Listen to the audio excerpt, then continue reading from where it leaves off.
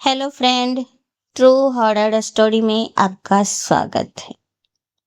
हम सच्ची घटनाओं पे आधारित ही ये स्टोरी आपको सुनाने आते। कहानी सेम होती है, बस हम जगह और जो नाम है वो चेंज कर देते, क्योंकि हम किसी की प्रॉपर्टी को बदनाम नहीं कर सकते और ना ही किसी के रियल लाइफ को हम सबके सामने बोल सकते हैं। लेकिन ये सच घटनाओं पे आधारित है। म्यूजियम। पुराने दीवारों की आवाज आती है। जो म्यूजियम पे हम तस्वीरें लटकाते हैं या डालते हैं, जो भी तस्वीर बनाते हैं वो एक कहानी कहती है। और म्यूजियम में इसीलिए तस्वीरों को रखा जाता है कि वह पुराने जमाने की धरोहर हमारी नई पीढ़ियां उसको देख सके, जान सके। हर तस्वीर एक कहानी कहती है, लेकिन अगर कोई तस्वीर आपको देखने लगे, तो अगर किसी तस्वीर के अंदर आप कैद हो जाएं, जिंदा लोग कैद हो जाएं, तो आप सोचिए कि क्या होगा। जिंदा हो तो, और अगर रात होते ही वो तस्वीर अपने शिकार चुनने लगे।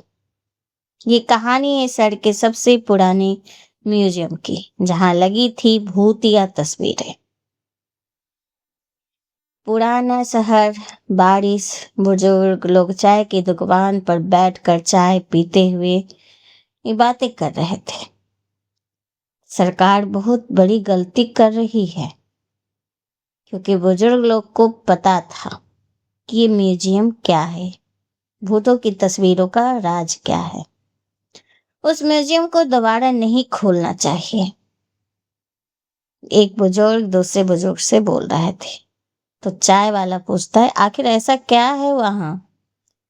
जो पहले बुजुर्ग थे, वह तस्वीर नहीं, मौत टंगी हुई है, कहते हैं। 30 साल पहले म्यूजियम खुला था। एक के बाद एक लोग गायब होने लगे। कुछ लोग तो पागल हो गए, कुछ ने आत्महत्या कर ली और कुछ बस तस्वीरें में दिखाई देने लगे। सरकार का ऐलान कराई हुई थी कि सुबह 10 बजे से शाम 6 बजे तक म्यूजियम जनता के लिए फिर से खुलेगा।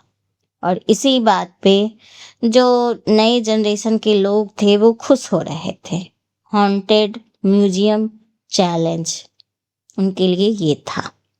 पर बुजुर्ग लोग इसे सही नहीं मान रहे थे। उनका कहना था कि सरकार गलत कर रही है, फिर से वही सब शुरू हो जाएगा। राहुल शर्मा 35 साल के थे और उनकी पत्नी नेहा और 12 साल की बेटी बड़ी और छोटा बेटा चिंटू। परी बोली, पापा हम भी म्यूजियम देखने चलेंगे। पापा ने बोला, ठीक है चलेंगे। पर नेहा बोली, उनकी पत्नी, उनसे ये इन अफवाहों के बारे में पता था, इसलिए वो बोली कि मुझे सही नहीं लग रहा है, मुझे अच्छा नहीं लग रहा है वहां जाना। तो फिर राहुल हंसते हुए कहते हैं, अरे भूत भूत कुछ नहीं होता, ये सब मन का डर है, वहम है। दोस्तों, कोई भी विश्वास नहीं करता कि भूत होते हैं, लेकिन जिन पे बीतती है, जो ये चीजें जिनके साथ घटित होती है, उन्हीं को पता है। हर किसी के साथ तो होती नहीं है, तो कोई भी ये बिलीव नहीं करते हैं कि भूत प्रेत होते हैं। पर जिनके साथ ये घटनाएं घटती है, उनको बिलीव होता है। तो वही हुआ, राहुल ने मना कर दिया कि भूत भूत कुछ नहीं होता। वे टिकट लेकर आ गए और जैसे ही दरवाजा बंद होता है म्यूजियम का, पूरा म्यूजियम अंधेरा, फिर धीरे धीरे लाइट्स जलती है। पुराने राजा, युद्ध, लाशें, जलते हुए लोग, रोती हुई औरतें। लेकिन इन सब तस्वीरों के बीच एक तस्वीर सबका ध्यान खींचती। एक छोटी लड़की की तस्वीर। उसकी आंखें असली लग रही थी। मम्मी, परी बोली, ये लड़की मुझे देख रही है। चुप, डराओ मत, नेहा ने कहा। जैसे वे आगे बढ़ते हैं, तस्वीर में लड़की की गर्दन धीरे धीरे घूमती। एक आदमी चीखता है। उस तस्वीर में अभी आंखें झपकाई थी। भीड़ हंस देती है। लोग उसकी बातें को सुनकर हंसने लगते और मजाक में लेते। अब उस तस्वीर में लड़की का चेहरा मुस्कुरा रहा था। उन्हीं भीड़ में से एक कॉलेज का लड़का वॉशरूम जाता है। अंदर दीवार पर एक पुरानी तस्वीर टंगी होती है। उसने वही वॉशरूम दिख रहा था, लेकिन तस्वीर में उस लड़के के पीछे कोई खड़ा था।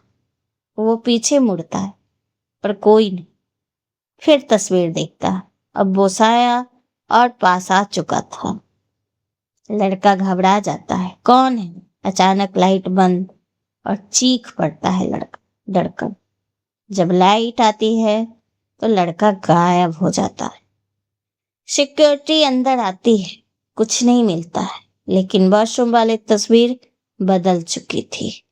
अब उसमें वही लड़का दिखाई दे रहा था। उसका चेहरा खून से भरा था और वे तस्वीर के अंदर से मदद मांग रहा था। राहुल को एक पुरानी लाइब्रेरी में डायरी मिलती है। उसमें लिखा था, ये तस्वीरें सामान्य नहीं, इसमें आत्माएं कैद हैं। कई साल पहले एक पागल फोटोग्राफर था, विक्रम सिंह। उसने मौत की तस्वीरें लेने का जुनून था, लेकिन फिर उसने काला जादू शुरू कर दिया। वह मरते हुए लोगों की आत्मा तस्वीरों में कैद करने लगा। जो भी तस्वीर को ज्यादा देर देखता, उसकी आत्मा तस्वीर में खिंच जाती। आखिरकार शहर वालों ने उसे मार दिया, लेकिन मरने से पहले विक्रम हंसा था, अब मैं हर तस्वीर में जिंदा हूं। क्योंकि विक्रम मरने के बाद भी वो जिंदा था। उसने ऐसे ही काला जादू किया था उन तस्वीरों पे कि जो भी उस तस्वीर को घूरता और ज्यादा देर देखता तो वो खुद ही उसकी आत्मा उस तस्वीर में कैद हो जाती थी।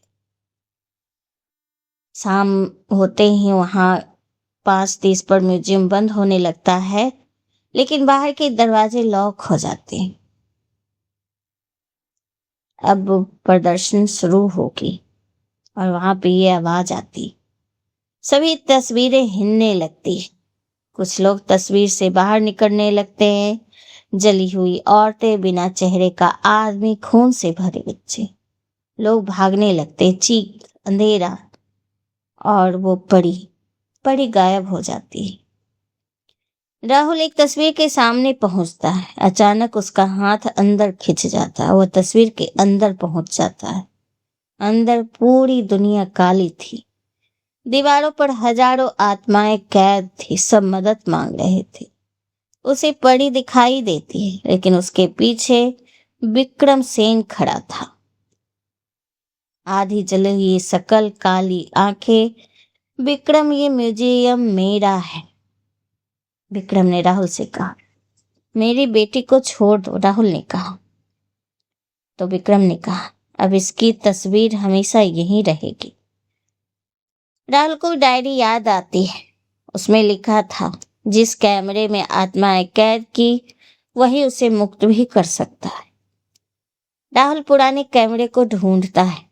पूरे म्यूजियम में आग लग चुकी थी। लोग चीख रहे थे। तस्वीरें दीवारों से बाहर आ रही थी। आखिर राहुल को कैमरा दिख जाता है और विक्रम की तस्वीर खींच देता है और अचानक सारी आत्माएं चीखने लगती है। विक्रम तस्वीर में कैद होने लगता है।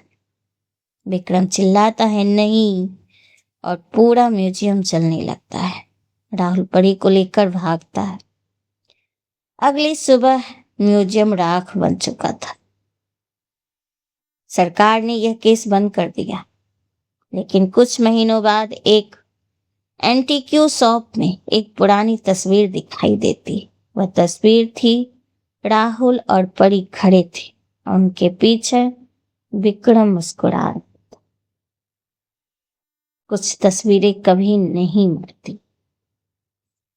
तो दोस्तों, वो म्यूजियम जलकर राख हो गया, उनकी तस्वीरें भी जलकर राख हो, सारी आत्माएं मुक्त हो गई, लेकिन विक्रम ने राहुल और परी को कैद कर लिया था और एक एंटीक्यू शॉप में उसकी तस्वीरें टंगी। कुछ चीजें होती है जो कभी वापस नहीं जाती। आपको ये जानकारी कैसी लगी? ये कहानी आपको अच्छी लग रही हो तो प्लीज हमें सब्सक्राइब कीजिए, लाइक कीजिए और मेरी वीडियो को शेयर कीजिए। Thank you.